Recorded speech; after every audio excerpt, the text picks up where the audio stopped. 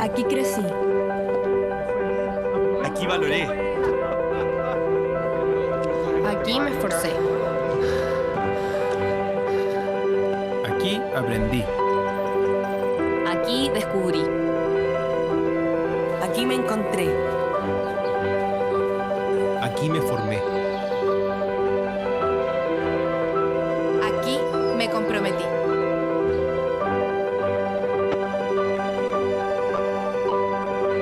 Porque profesional no naces. Profesional te haces.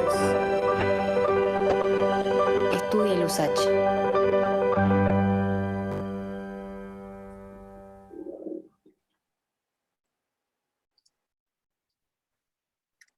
Aló, buenos días, queridos amigos. Bienvenidos a este interesante panel que vamos a hacer esta mañana sobre acuerdos comerciales profundos y soberanos.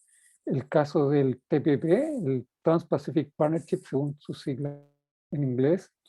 Esta es una iniciativa y un taller, un seminario que está en el contexto de los seminarios mensuales que estamos desarrollando en el Departamento de Estudios Políticos de la Universidad de Santiago de Chile. Y en esta oportunidad tenemos este muy interesante diálogo sobre los acuerdos comerciales profundos y soberanos, el caso del Trans-Pacific Partnership. Les habla Mauricio Olavarría, director del Departamento de Estudios Políticos de nuestra universidad.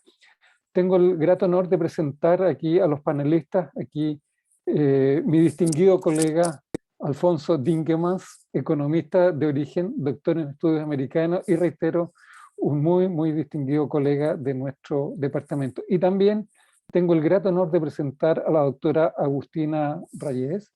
Ella es doctora en historia, es académica de la Universidad Nacional de San Martín en Argentina y también muy destacada investigadora del CONICET, que es el equivalente a nuestra Agencia Nacional de Investigación, ANID, ex-CONICET. Dicho eso, entonces, tengo el grato honor de dejar con ustedes aquí a mis distinguidos colegas, Alfonso Dingemans, y a nuestra muy apreciada colega argentina, Agustina Rayes. Vamos entonces con Alfonso. Adelante, Alfonso, por favor. Muchas gracias, señor director. No sé si puedo compartir pantalla. Sí. Vamos a ver. Sí, muy bien, excelente.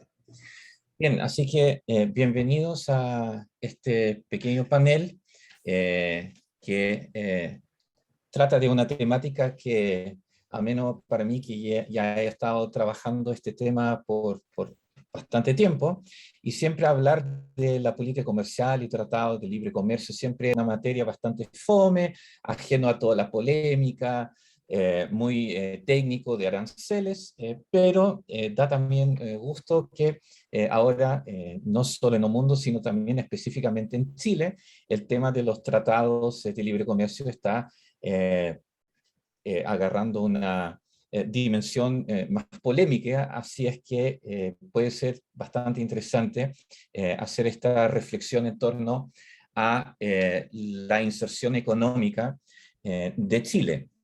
De hecho, siempre Chile se ha destacado por ser el así llamado poster child de la liberalización comercial.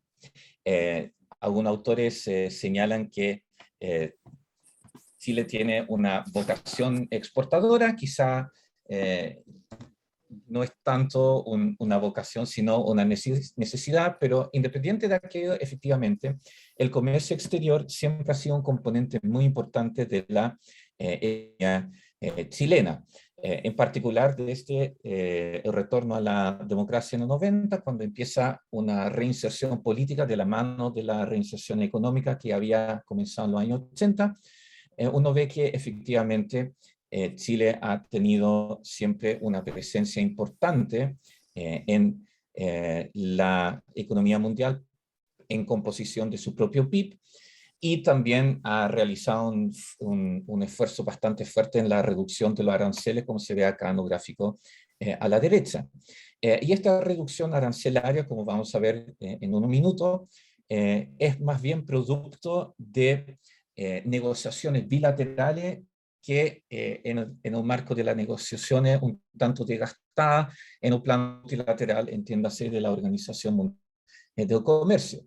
En su momento, estos acuerdos comerciales regionales fueron identificados como un instrumento de política idóneo para la política exterior chilena porque le permitiría mantener la independencia de su propia comercial chilena, razón por la cual Chile nunca, hasta el día de hoy al menos, se ha hecho miembro de una unión aduanera, como en su momento estaba la oportunidad de participar de Mercosur, pero se decidió no hacerlo para mantener su independencia económica. Podemos también ver que esta estrategia de inserción económica le ha permitido a Chile crecer bastante, es decir, cuando hace realmente un salto importante en los últimos 30 años, que es a partir más o menos del 2005, como se puede apreciar en este gráfico. Esto se debe más bien al superciclo o el boom de los commodities entre el 2000 y 2015, que es en realidad la expansión económica de Chile, de China, y vemos que, por ejemplo, Chile aquí hasta el momento deja definitivamente atrás a China, el gran hermano al lado, en términos de los ingresos per cápita, y da el salto ya a los países de ingresos altos. Argentina ahí está más bien bordeando esa categoría. Así que bastante positivo. Vemos también que se ha tomado en serio Chile esta idea de firmar tratados de libre comercio.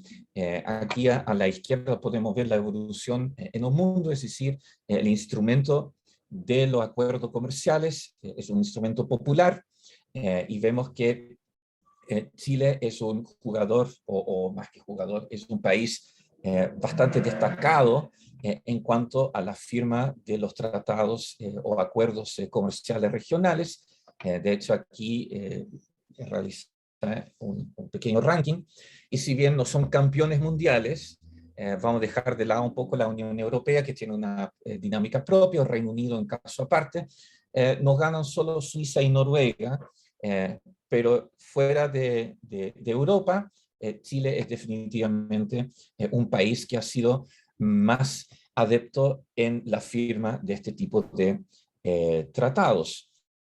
Y le ha ido bastante bien en cuanto al consenso político que se había generado en torno a esta inserción, como vamos a ver más adelante. Y dado que estamos hablando hoy día del CPTPP, conviene recordar un poco de qué se trata.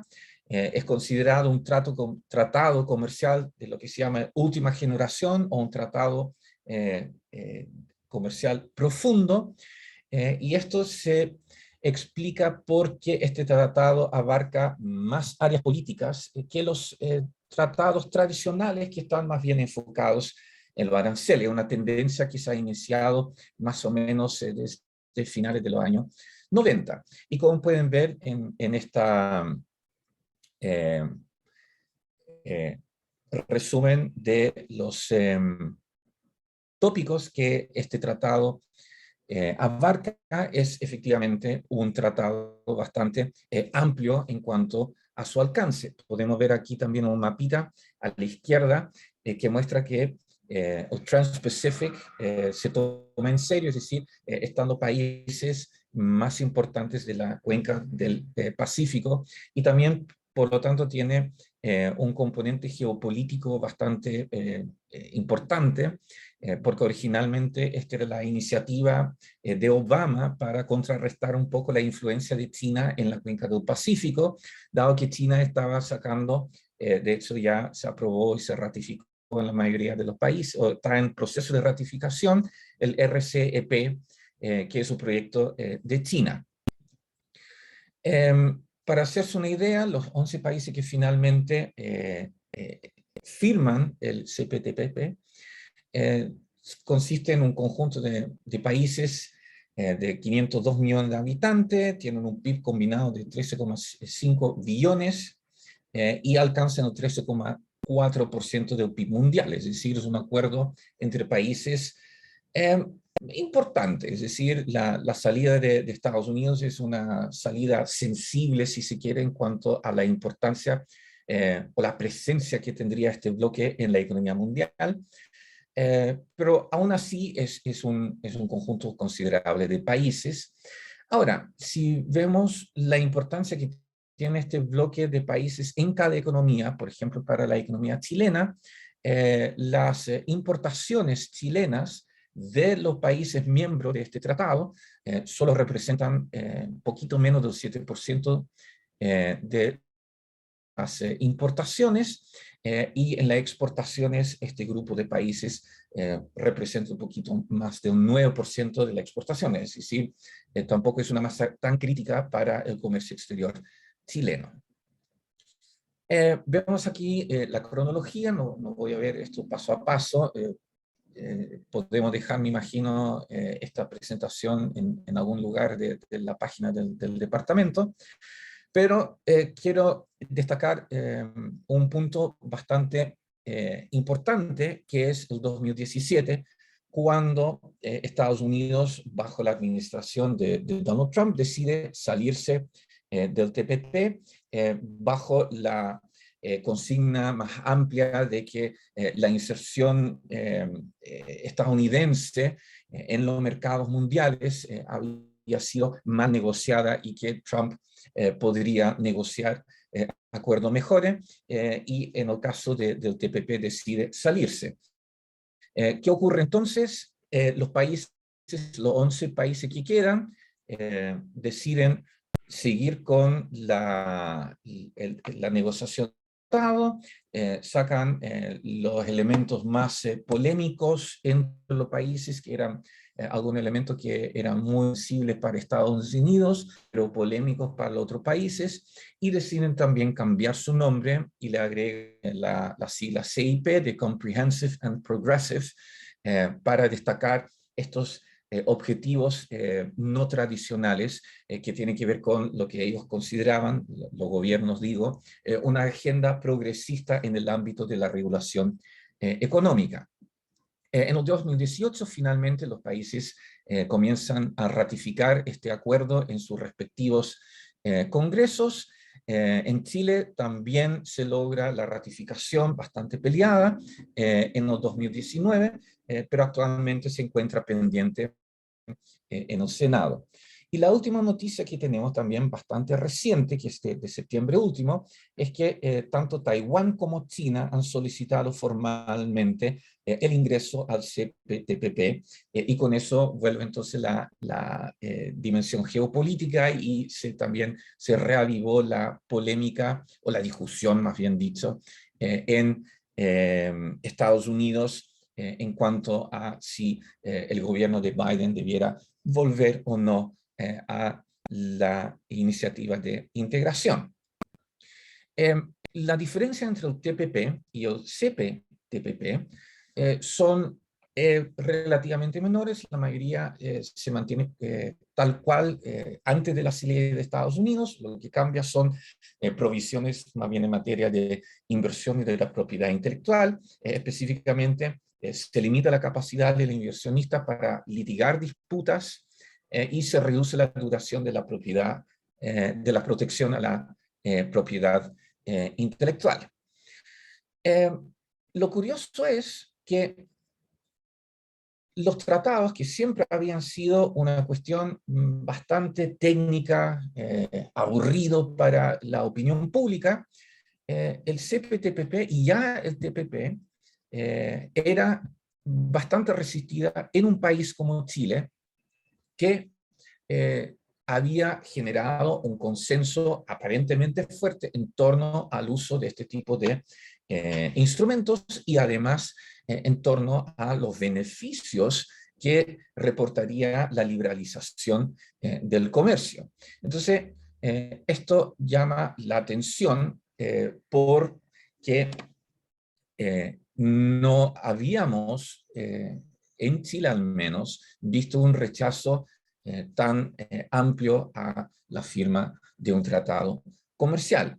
Podemos resumir esto postura más crítica en una columna de Gabriel Palma, que articula su oposición a este tratado en torno a la supuesta pérdida de la soberanía nacional, que encaja con el argumento que ya se puede ver en un libro de José Miguel Ahumada, de 2019, donde dice que los acuerdos comerciales regionales firmados por Chile habrían implicado una pérdida de su espacio político, es decir, del policy space. Y por lo tanto es un mal negocio para Chile seguir o ratificar, mejor dicho, este acuerdo comercial, porque truncaría básicamente las posibilidades para que Chile pudiera dar el salto de un país que tiene ingreso alto, pero que tiene mucha característica de estar en una trampa de los ingresos medios, y necesitamos, según ellos, como economía, esta soberanía nacional, elementos de nacionalismo que permitirían avanzar en el desarrollo económico, y esto significa una traba. Lo interesante es que esto no se limita solamente a Chile. Hay una sensación de tendencias de fuerzas hacia la desglobalización en todo el mundo. Aquí ven algunos ejemplos: la guerra comercial entre China y Estados Unidos, todo el tema de Brexit y Global Britain por parte de Gran Bretaña.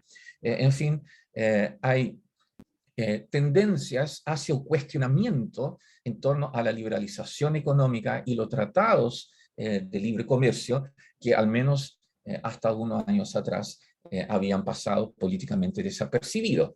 Y esto el día de ayer generó una nueva polémica, así que tuve que incluir alguna información nueva. Dos académicos cercanos o pertenecientes al comando de un candidato presidencial, Gabriel Boric, sacaron en El Mercurio una columna señalando que en realidad los tratados de libre comercio impiden el desarrollo de Chile, desarrollo económico, y esto generó una pequeña discusión polémica en Twitter, y hoy en la mañana apareció ahora una nueva columna por el ex canciller Heraldo Muñoz y el ex director Andrés Rebolledo, en realidad defendiendo los tratados de libre comercio. Entonces, si bien uno puede estar sorprendido por este rechazo, conviene hacer tres preguntas para evaluar si realmente es tan sorpresivo este rechazo. Y vamos a ordenar esto en torno a tres preguntas. ¿Qué tan nuevos son estos aspectos no tradicionales de estos Deep Trade Agreements? ¿Qué tan nuevos es el reclamo por la soberanía? ¿Y qué pasa con los beneficios? Así es que rápidamente los tratados de profundos comerciales se ven tanto en su extensión. En el 85 un típico tratado tenía palabras, ahora tiene 70 palabras con muchísimos anexos, es decir, son más complejos, pero también más tópicos. Y aquí se ve la ilustración a la derecha abajo, se ve una clasificación de una multiplicidad de áreas de política que antiguamente no estaban. ¿Cómo podemos explicar este desarrollo? Primero, porque a nivel multilateral los tratados de libre comercio son considerados como un segundo mejor. Fueron muy exitosos. Se ha hecho un estudio que el arancel promedio ponderado es menor al 5% para más de 2/3 de los países del mundo. Por lo tanto, si queremos seguir en la liberalización, claramente la reducción de los aranceles ya es un instrumento un tanto agotado, y vemos un aumento gradual, no coordinado, llamémoslo espontáneo, del número de ámbitos de compromiso adquirido por los propios gobiernos. Es más bien una progresión natural en el alcance de los acuerdos liberales, porque muchos países se han dado cuenta que los efectos económicos y sociales de la reducción arancelaria no son tan políticamente neutros, y que por lo tanto trabajar solamente las medidas arancelarias y no arancelarias no eliminan todos los obstáculos a la libre o justa competencia. Entonces, esta expansión de los tópicos es algo nuevo, nunca se había hecho antes, y la verdad, si uno mira la historia de los tratados comerciales y también la postura filosófica, económica, política frente al comercio exterior, uno se da cuenta que en realidad este consenso, primero en torno al comercio, al valor del comercio, a la necesidad del comercio, es fluctuante en el tiempo. Han habido escuelas, doctrinas que han sido más positivas y otras más negativas respecto de la necesidad del comercio. Vemos ya en la historia más moderna que desde el mercantilismo tenemos una crítica más bien liberal a este nacionalismo más bien económico, y es recién desde la teoría neoclásica que tenemos un consenso en torno a los beneficios del comercio exterior.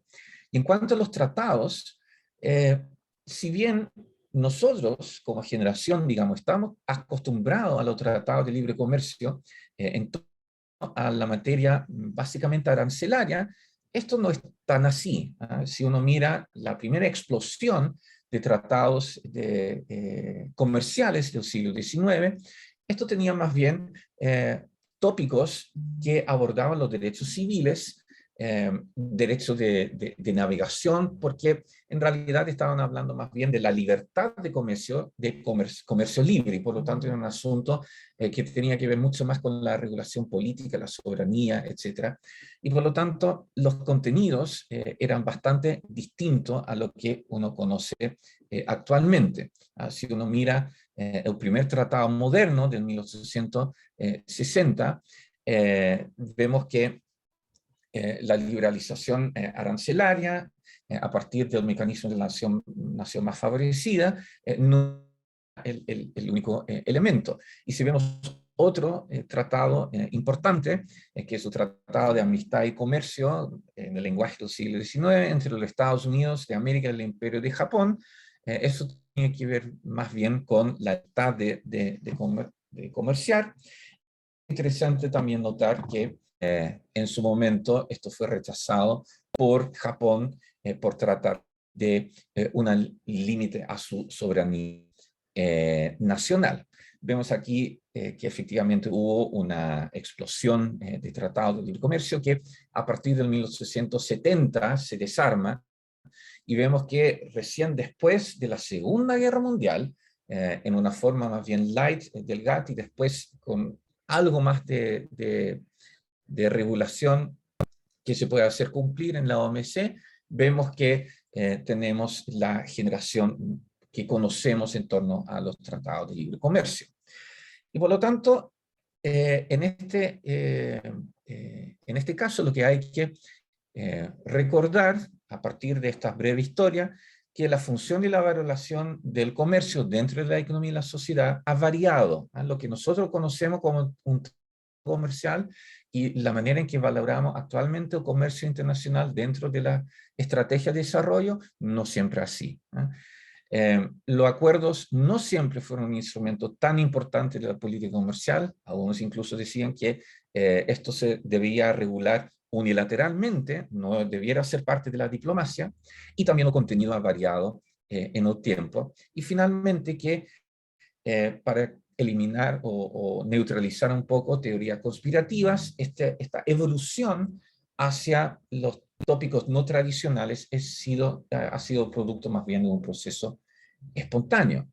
Entonces, ¿qué pasa con este tema de la soberanía? ¿Es una crítica tan nueva? No, por eso le mencioné este tratado resistido por Japón, y en realidad la pérdida de globalización, o la pérdida más bien de autonomía, para no hablar de soberanía, es algo automático, casi inherente a la inserción negociada.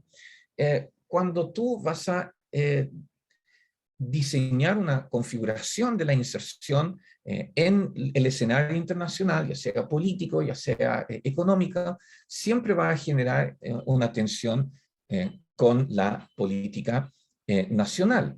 Ahora, que un tratado comercial restrinja necesariamente la autonomía o la soberanía, por lo tanto, no nos debiera sorprender.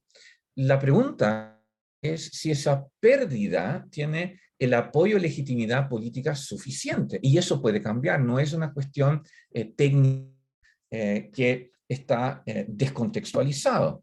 El apoyo y la legitimidad son cambiantes en el tiempo y va a depender del ámbito decisional que se sacrifica. Piense, por ejemplo, en el Brexit, piensa, por ejemplo, en la política de Trump. Tal vez esto sugiere que los tratados internacionales debieran ser de nuevo temporales, renovables como en el siglo XIX, quizá. Significa que habría que entonces rediseñar los procesos de negociación, como por ejemplo la Unión Europea con el Brexit. ¿Cómo se puede entonces manejar que esa restricción de la autonomía siga teniendo el apoyo suficiente? Ese debiera ser el desafío, más que sorprendernos que haya una crítica respecto de esa pérdida.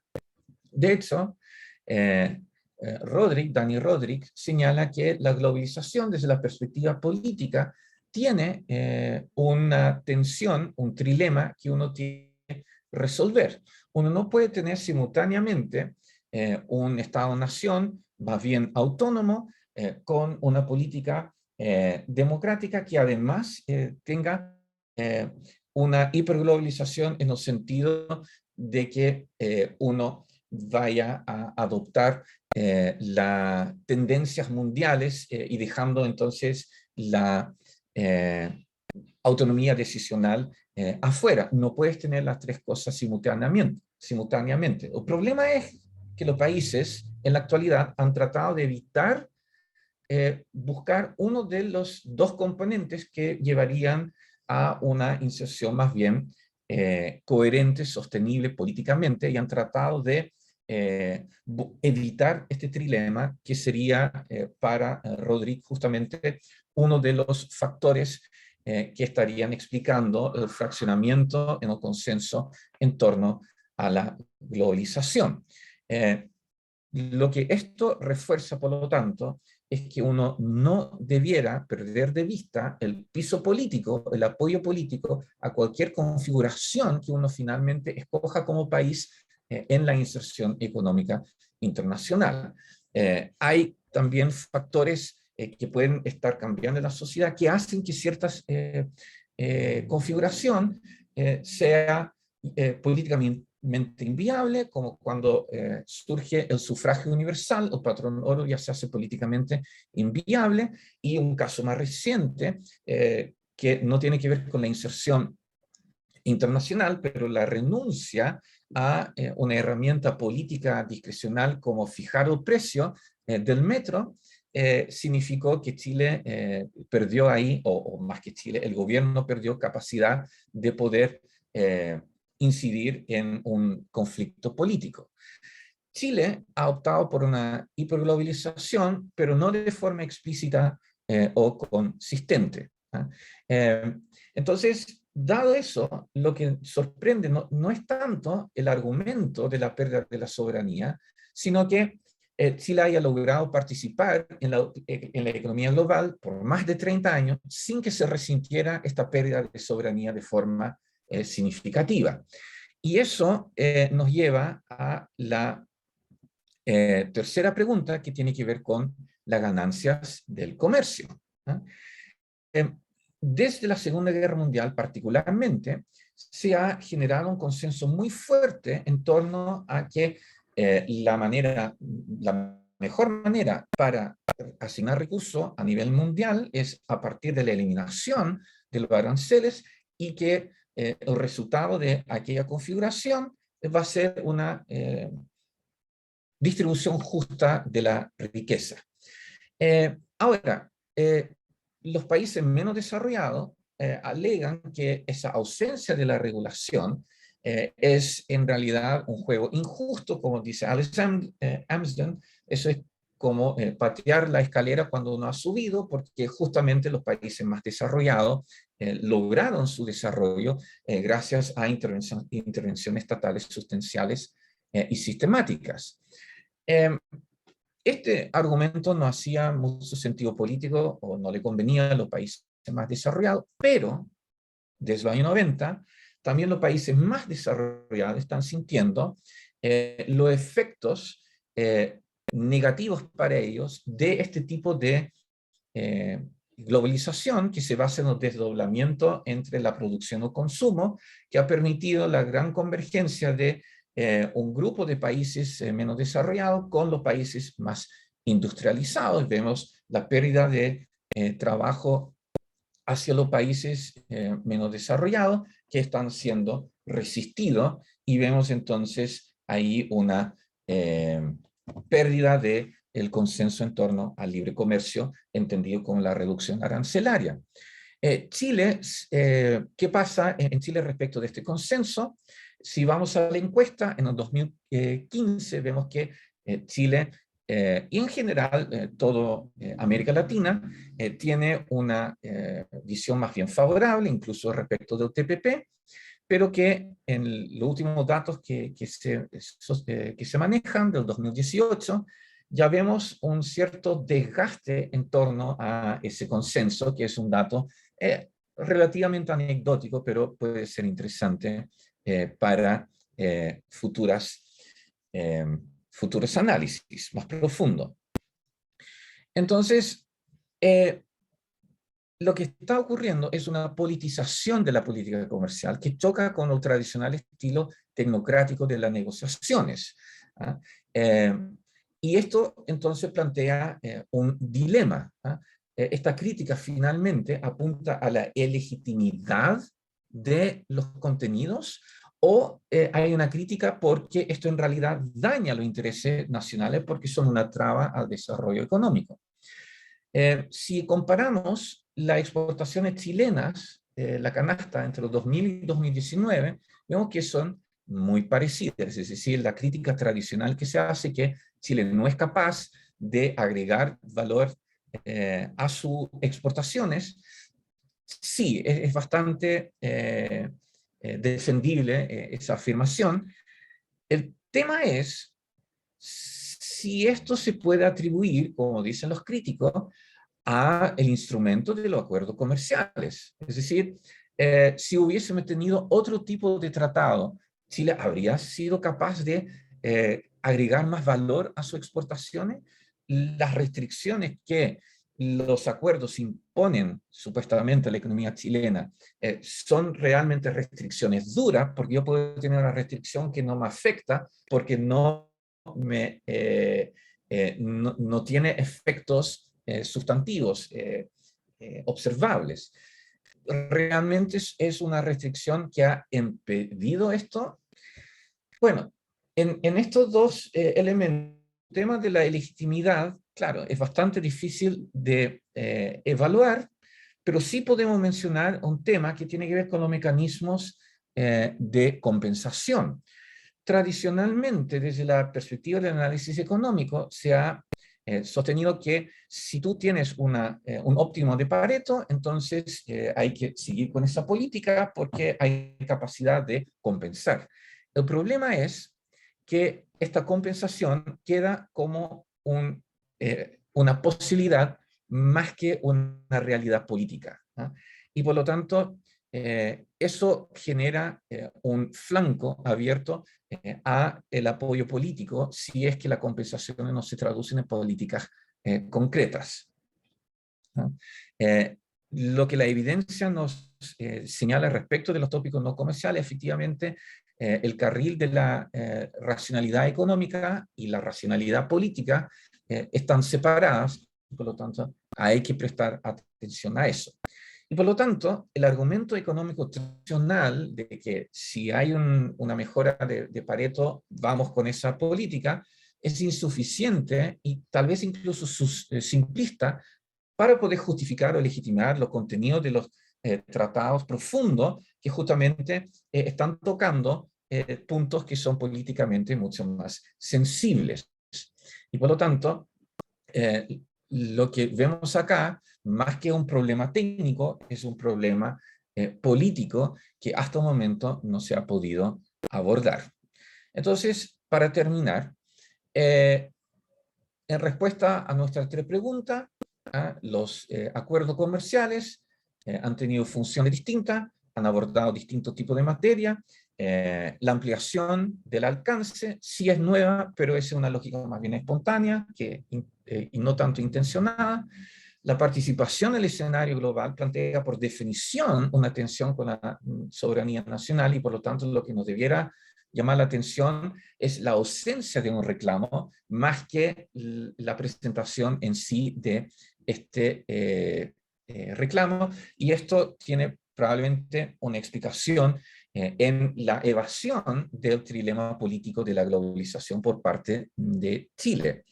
¿Y qué pasa con los beneficios atribuibles al libre comercio internacional?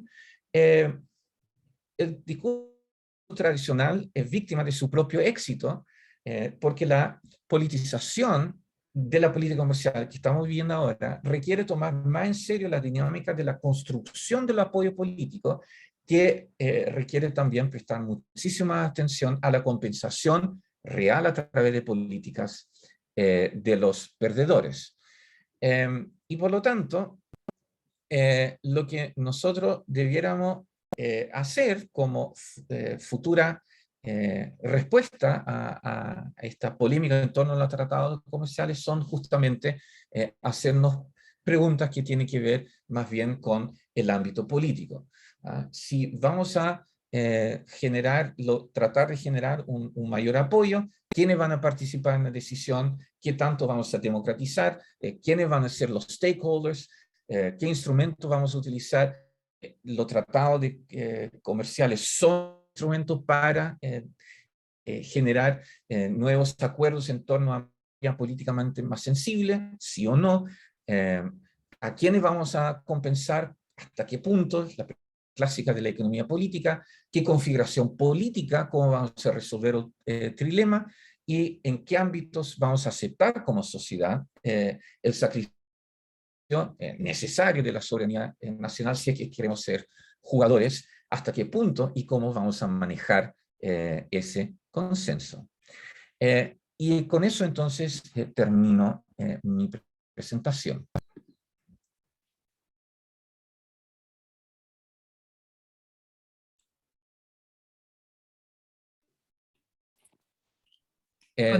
Sí, yo creo, Agustino. Vamos, entonces, sí. vamos con Agustín, entonces.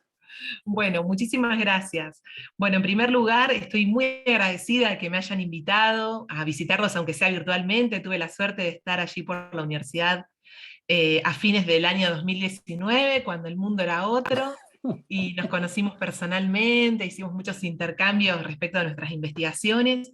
Yo quiero decir simplemente que siempre mi foco de estudio está más puesto entre fines del siglo XIX y principios del siglo XX, con lo cual este es un desafío pensar y comentar el trabajo de Alfonso, pero cuando me escribió para ver si lo quería comentar, me encantó porque es un tema en el que siempre estoy cerca, cuando doy clases y demás, y además me permite trazar con mi objeto de estudio. Así que bueno, la presentación va a ser bastante más modesta y más que nada dirigida a comentar la excelente intervención que él ha hecho.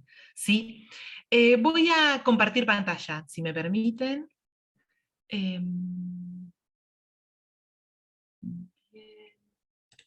A ver. No, a ver. Un segundito. Que a veces queda cargado el...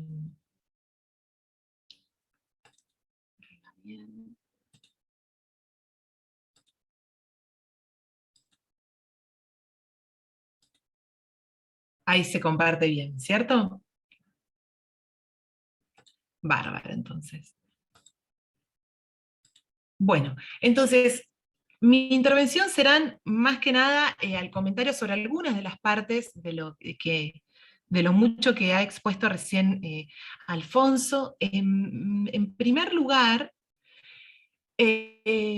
nos invita a reflexionar sobre Chile y la economía chilena en la última oleada globalizadora desde los años 90 en adelante. Y es importante pensar esto en que la globalización, hay varias globalizaciones o varias oleadas, yo creo en esto, hay momentos distintos. Bueno, acá estamos focalizando en posiblemente la última fase de la globalización. Y destaca en esta reflexión algunos de los aspectos de la inserción económica internacional chilena que nos permiten entender el objeto de estudio. La alta dependencia de las exportaciones, lo que se ve en términos de cuánto contribuyen al PBI, parecido a lo que contribuyen en México, aunque si entramos en la canasta exportadora es distinto. Digo, en México hay altísimo porcentaje de manufacturas, porque es otro también la inserción, o sea, ahora vamos a hablar un minuto de eso. Bajo nivel de protección arancelaria, ¿sí? Y el principal país firmante de esta clase de acuerdos de comercio regionales, por lo menos en América Latina, de ese listado que veíamos recién, ¿sí? No está número 1 en el mundo, pero está dentro del top 5 y es indudablemente uno de los grandes firmantes de la región. Primero, tener presente eso. La segunda parte, analizar el devenido CPTPP como un acuerdo de comercio profundo, y que es un proyecto que, bueno, Alfonso lo pasaba rapidito por una cuestión de tiempo, que hunde raíces desde principios del siglo XXI. Entonces, en contexto, ¿no? O sea, ¿por qué surge esto? Hay allí cuestiones geopolíticas que él bien comentaba y que nos permiten explicar esto. Y que es relevante. Incluso cuando devino en CPTPP y con la salida de Estados Unidos sigue siendo relevante en términos de la población, del PBI y de los capitales que están involucrados. Y sí es cierto que han habido transformaciones desde que ese proyecto surgió, y últimamente parece ser que muchas de esas transformaciones, algunas en el texto, ¿no?, de inversiones, de propiedad intelectual, o incluso de la salida de Estados Unidos, acompañan cierto rechazo social a este tipo de iniciativas, ¿sí? Cierto rechazo político, y ¿por qué no reflejan este interregnio dentro de la última fase de la globalización, y quizá un momento de desglobalización, ¿no?, que se venía sintiendo desde hace algunos años. Bien. Tercero, y ligado a esto, vamos para atrás un minuto en el tiempo.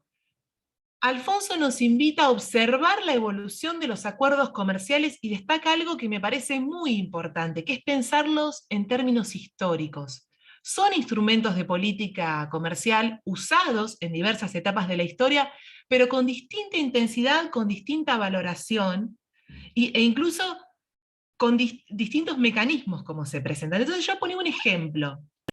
Y acá los invito a ir a mi terruño, a la primera globalización, lo que comúnmente se llama primera globalización. Hay todo un debate en torno a esto y demás, no nos vamos a pelear, simplemente vamos a decir que hay cierto consenso en llamar primera globalización este proceso que está entre mediados del siglo XIX y hasta el estallido de la Primera Guerra Mundial. En ese entonces, y como bien reflejaba él, se multiplican los tratados de comercio, ligados casi siempre, y así se titulan, a la navegación y a la amistad. Implícitamente también esta idea de que el comercio genera paz, genera diversifica los vínculos, ¿no? Y son tratados, y sobre todo si los contrastamos con los de hoy, tremendamente sencillos en la cantidad de artículos, en los temas que involucran. Yo les puedo asegurar que si agarramos un tratado de esa época, en unos minutos lo leemos. Y si además entrenamos la vista, ¿no?, son todos muy parecidos. Entonces, digamos, con una tremenda sencillez, pero trayendo ya un elemento que existía desde antes, pero que desde entonces se difunde muchísimo, que es la de la cláusula de nación más favorecida. Y formando, por tanto, cierta red informal multilateral, ¿sí?, de socios comerciales. El impacto real sobre el comercio de estos tratados es discutible. De hecho, es discutible si realmente favorecieron la liberalización, porque hay toda una tradición historiográfica ahora, desde hace unos años a esta parte, que incluso dice, no, cuando se multiplican esta clase de acuerdos, justamente cuando empiezan a multiplicarse, el mundo se torna más proteccionista. Con lo cual, y es discutible ¿por qué? Porque hay una pregunta que me parece que desde la academia nos tenemos que hacer, que es, ¿qué impacto tienen estos acuerdos? ¿Qué impacto tienen más allá del valor simbólico? O puede ser simplemente un valor simbólico, está, pero digo, ¿qué impacto real tienen? Bueno, el impacto real por lo menos es discutible, ¿no?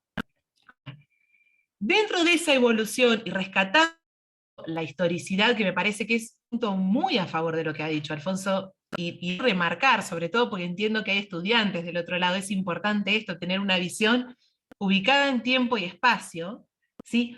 En la última etapa de globalización, desde los 70, pero sobre todo desde los 90 hasta esta parte, hay una serie de rasgos, ¿sí?, de ese contexto que favorecieron que florezcan estos acuerdos comerciales profundos. El aumento de liberalización comercial, la multiplicación de flujos de capital, la proliferación de empresas transnacionales reconocidas no solo como actores económicos, sino también como actores políticos, la formación de cadenas globales y regionales de valor, la conformación de bloques regionales y la ampliación de instituciones multilaterales de comercio en temas y miembros. Es decir, hay contextos que entonces favorecieron esta clase de acuerdos de comercio distintos de lo que habían sido antes en la historia. Y lo otro, y lo que nos lleva entonces a ligar los temas que están en el título del seminario. Estudiar el caso chileno, ¿sí? Ver a través del caso chileno el rol de los acuerdos comerciales profundos y de la soberanía nacional. Acá hay un error de tipeo, quise poner soberanía nacional, ¿no? ¿Qué implicancias y consecuencias tiene? Entonces, Alfonso dice algo que me parece muy valorable. Todo acuerdo internacional, por definición, supone una pérdida relativa de soberanía, ¿sí? O sea, desde el momento en que hay una mínima integración con otro Estado, con otros Estados, con hay una pérdida de soberanía. Ahora, es cierto que el reclamo, la aceptación de esta situación, depende del apoyo social y de la legitimidad política. Esto se nos introduce en el tema de hoy, que es el CPTPP. Hoy enfrenta cuestionamientos desde el Estado, o desde el Estado, desde el gobierno, desde la política, y también desde la sociedad civil, ¿sí? Desde arriba y desde abajo.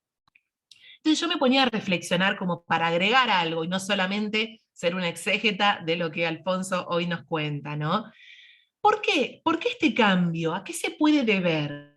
Y esto es, a ver, para compartirlo, no es nada cerrado.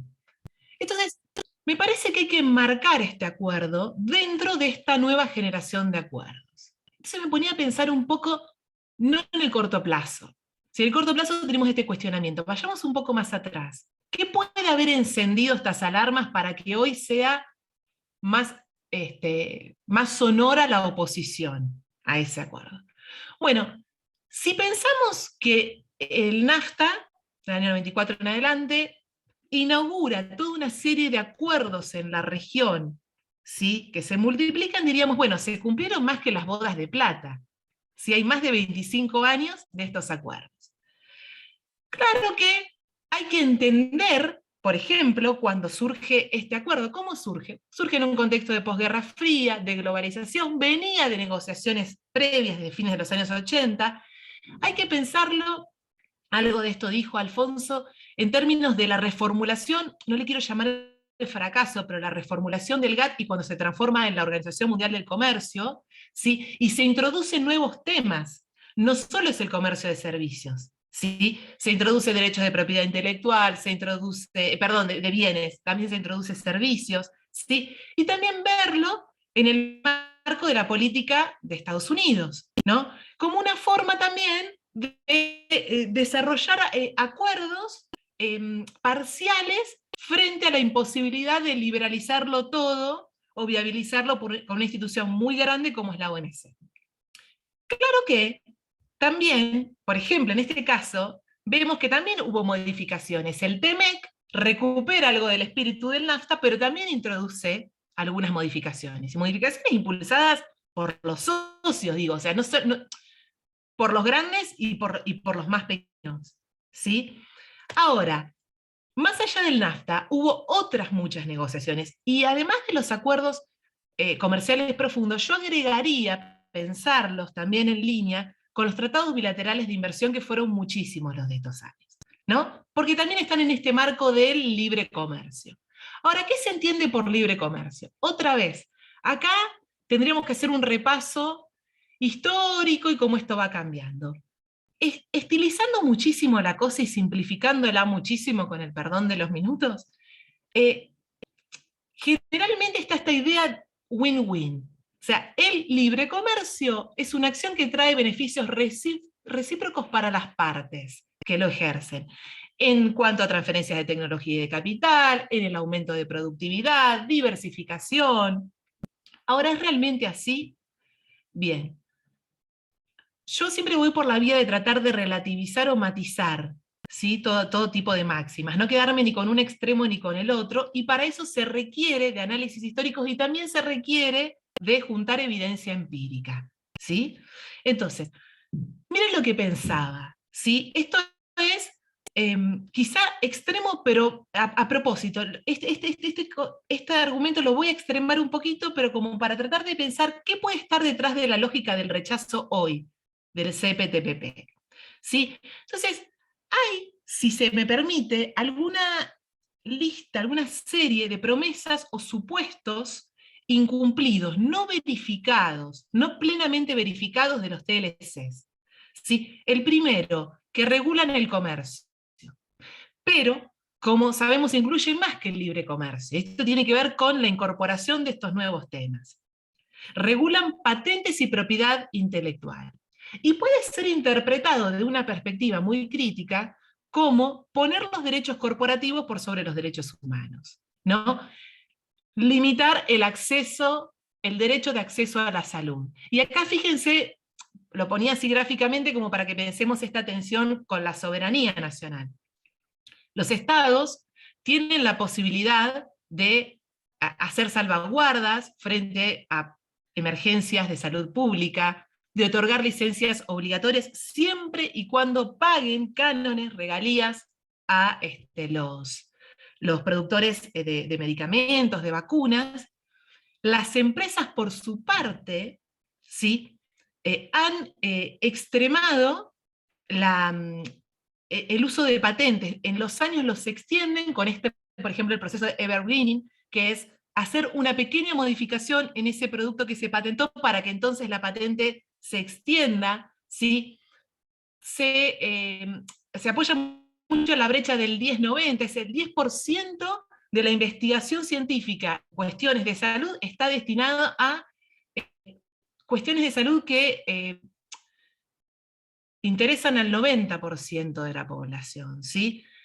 Los derechos de patentes provocan monopolios, y eso, el aumento de precio de medicamentos, estas décadas, están contra la producción de genéricos, pero además contra la protección de datos de prueba, ¿no? Como para ver esto, bueno, cuando se firma, ¿cuál es la contracara de eso? Por otra parte, el derecho de acceso a la alimentación por la privatización de semillas. Otra vez, soberanía alimentaria, administración de la biodiversidad versus los derechos de los obtentores y la mercantilización de semillas, ¿sí?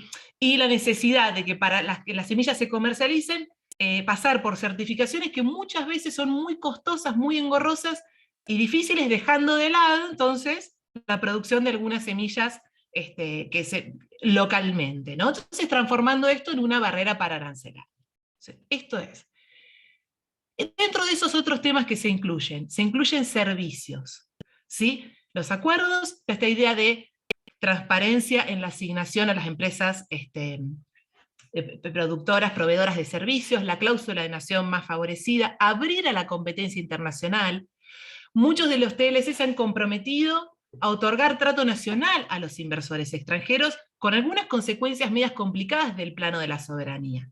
Incluso hoy está congelado, ¿sí? Pero el tratado, ¿sí? de comercio de servicios, el TISA, del que por ejemplo Chile forma parte, ¿sí?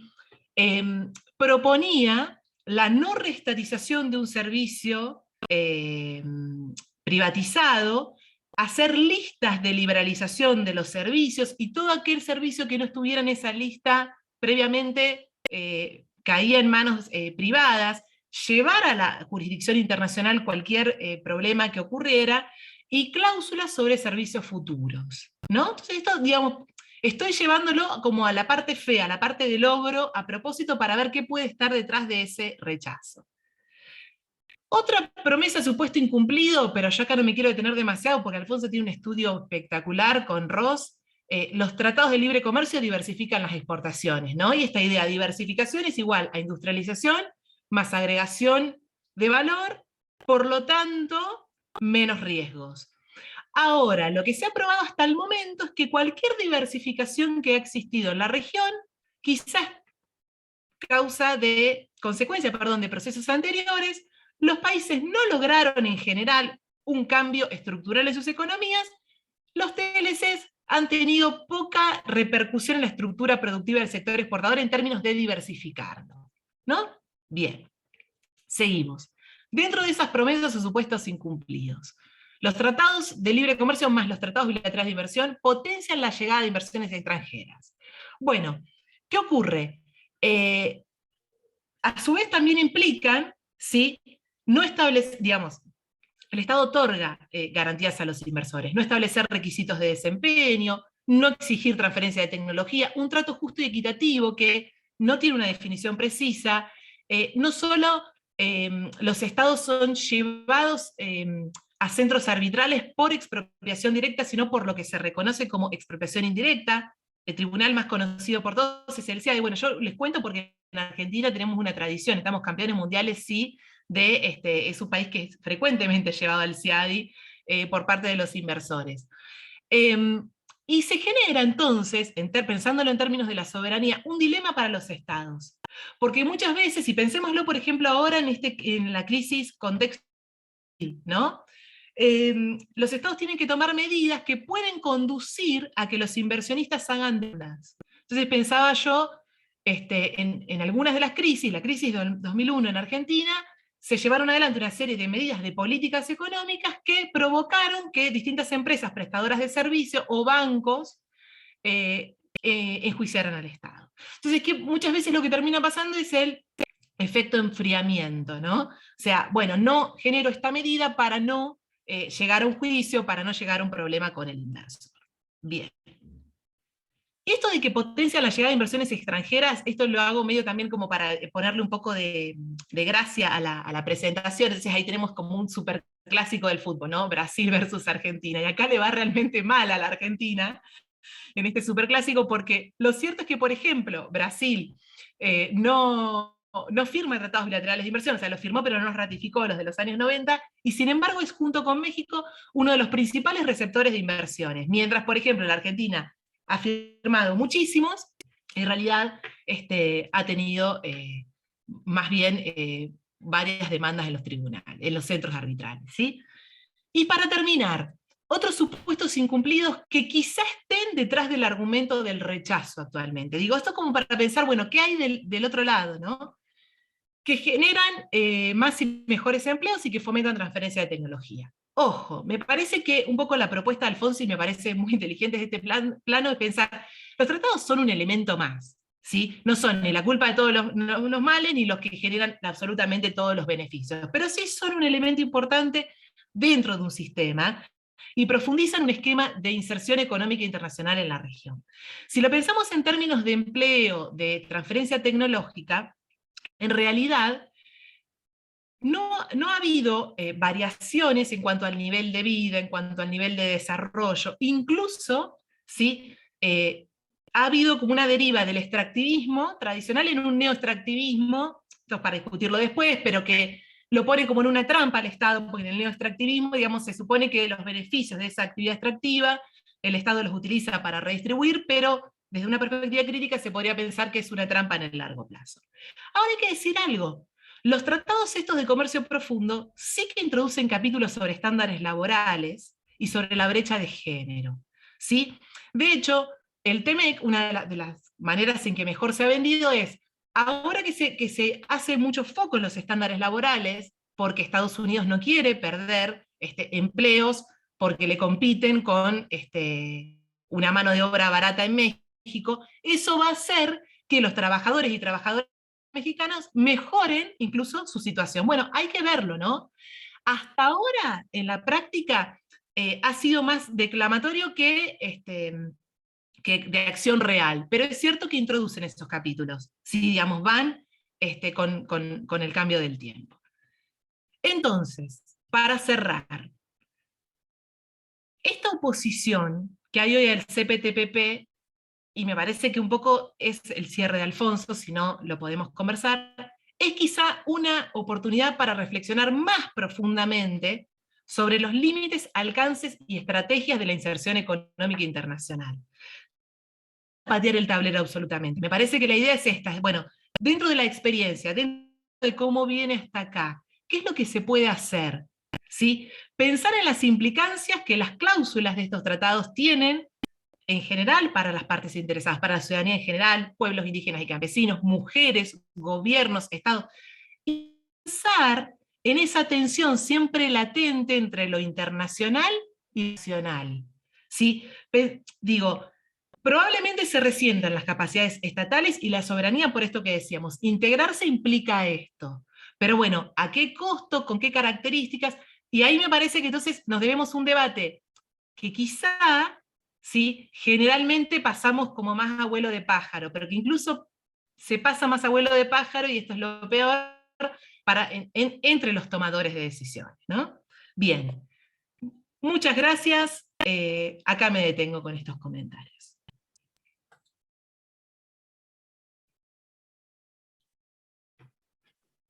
Bien, ahora, ¿habrán preguntas? Byron, ¿tienes por ahí el chat que dice? No hay preguntas en el chat. Las personas igual pueden solicitar la palabra o dejar algún comentario en el chat si gustan.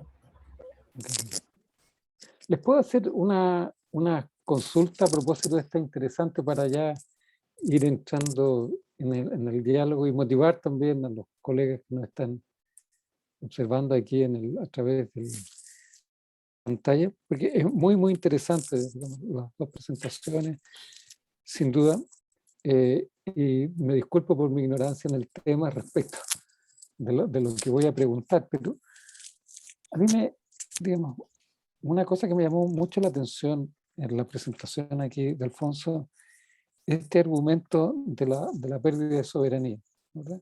Que ciertamente, como muy bien lo dice Agustina, cualquier tratado implica transferir capacidades de decisiones del órgano del Estado a un órgano supranacional, ¿no? ¿Verdad? Pero que, dado que eso es, digamos, tan evidente, llama la atención un poco que se plantee esta crítica a pérdida de soberanía y particularmente los efectos que ello tendría sobre, digamos, la economía. Y me llama la atención porque lo que veo es que quienes levantan ahí el argumento, yo leí la columna de ayer en el Mercurio que mostró Alfonso, y también, digamos, estas críticas que plantean Ahumada y otros, pero que son también de un mismo sector político.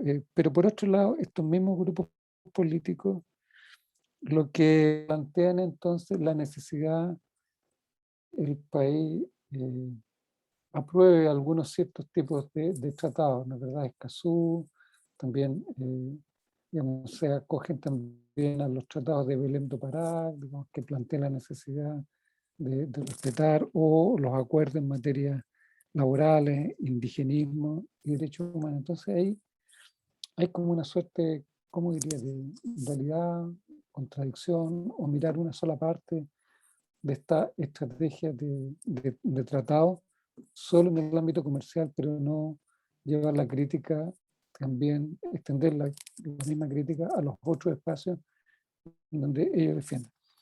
Y junto con otro, digamos, es bien interesante un cuadro que plantea Alfonso respecto de comparar el 2010 con el 2019 o el 2020.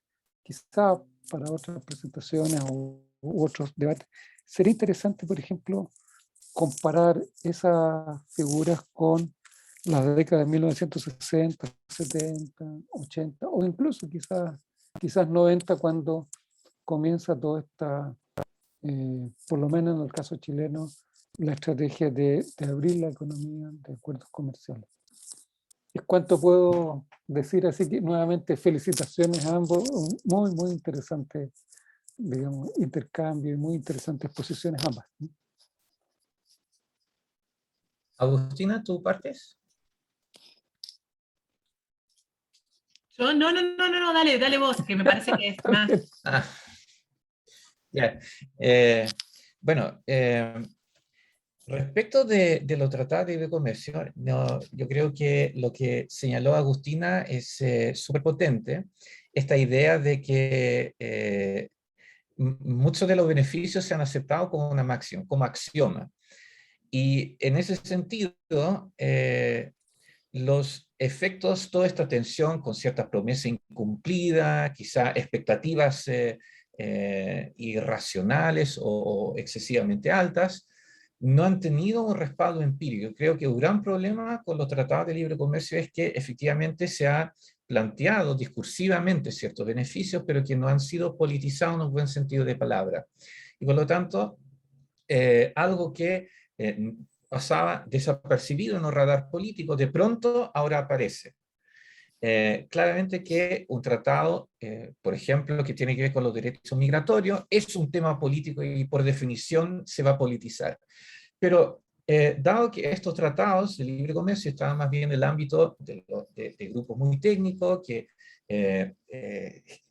mundialmente se ha instalado un discurso respecto de lo positivo que es, de los beneficios que tiene, claro, en algún momento, entonces tú tienes un momento de acumulación de resistencias, de críticas, y dado que no tienes una clara conexión con la evidencia empírica, tienes también reacciones que probablemente están exagerando la influencia que tienen los tratados de libre comercio sobre la economía.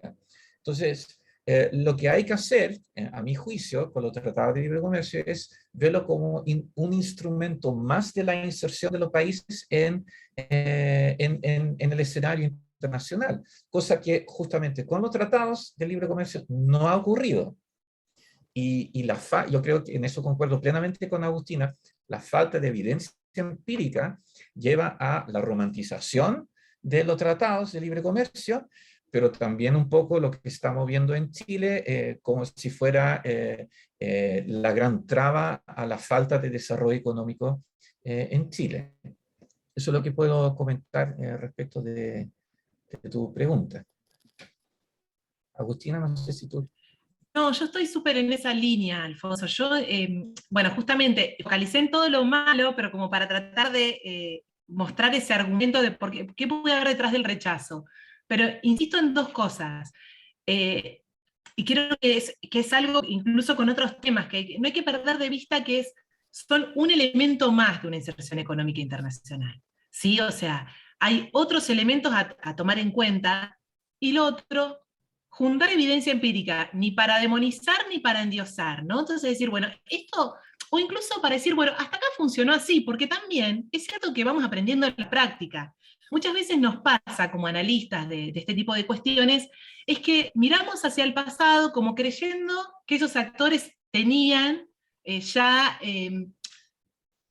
conocían su futuro, ¿no? Y en realidad es distinto ver las cosas en perspectiva que en retrospectiva. Entonces, lo que estoy diciendo es, está este pasado, están estas como lecciones, está este momento, se vivió así, ¿cómo en todo caso se puede repensar para mejorar y para transformar de cara al futuro? Por eso yo decía en la presentación, sin necesidad de destruirlo todo, ¿sí? Sino aprendiendo de esa experiencia. Digo, por ahí está bueno que ahora surjan estos cuestionamientos para repensarlo. Y para que entonces, si vamos a formar parte de este tipo de iniciativas, ser conscientes de qué es lo que se está negociando. Y saben qué me pasa también, ahora lo que somos poquitos lo puedo confesar acá, muchas veces me pasa con este tipo de temas que incluso nosotros que estamos como analizando, lo vemos todo como en una cosa muy macro, muy de la geopolítica, y hay que a veces bajarlo a tierra. Bueno, ¿qué dice ese tratado realmente? ¿Qué es lo que se respeta, qué no? ¿A qué partes después en la práctica sí se le presta más atención que a otras? Porque son tremendamente engorrosos. O sea, es increíble. Uno y otro, como les digo, al cabo de un siglo y algo, es increíble la diferencia entre un tratado de... Yo por eso me quedo estudiando ahí en el siglo XIX, principios del siglo XX, bueno, quiero... es más rápido y más fácil. No, bueno, fuera de la broma, hay eso, ¿no? Tratar de recuperar esa... Me parece que también este es el mensaje que debiéramos dejar, para hacerlo más seriamente también. Complementando con eso, volviendo al siglo XIX, porque también hay otro punto que encontré muy potente del comentario de Agustina, que tiene que ver con la boda de plata de Telecán. Pero si pensamos, ¿qué tanto duraban los tratados, digamos, de libre comercio del siglo XIX? Como tengo entendido, tenían un plazo de estándar de año que se renovaba si es que la parte estaban de acuerdo, pero habrá un tratado que haya durado tantos años como Telecán, probablemente pocos. Quizá la estabilidad de esta globalización lleva a un tipo de problemas políticos que no se veía en el siglo XIX. Sabemos que en economía amarrarse demasiado es un problema, pensemos en la ley de convertibilidad en Argentina, quizá hacía sentido para un periodo más breve, pero como un compromiso que se proyectara de manera indefinida, en economía nunca es una buena estrategia. Y quizás los mecanismos de revisión que tienen los tratados de libre comercio actualmente, que están, si no me equivoco, en manos de equipos más bien técnicos, son políticamente probablemente no mecanismos para poder ajustarse a los cambios que se dan en la sociedad, en el escenario político, y quizá el propio éxito de la globalización está afectando la estabilidad de instrumentos que por su naturaleza no debieran extenderse tal vez tanto en el tiempo bajo una configuración tan estricta. Claro, o tener cláusulas, como decís vos, de revisión periódica. Es verdad, en el siglo XIX ya se establecía, ¿no? Tendrá tantos años de vigencia, o alguna de las partes lo puede denunciar y va a regir, y la verdad que los años serán bien poquitos. Cuando se establecía, hay algunos que no se establecen, y hay algunos que se establecen igual se mantienen, pero cuando se establecía, está bueno esto que decís, Alfonso, como mucho se daban 10 años de vigencia, como mucho.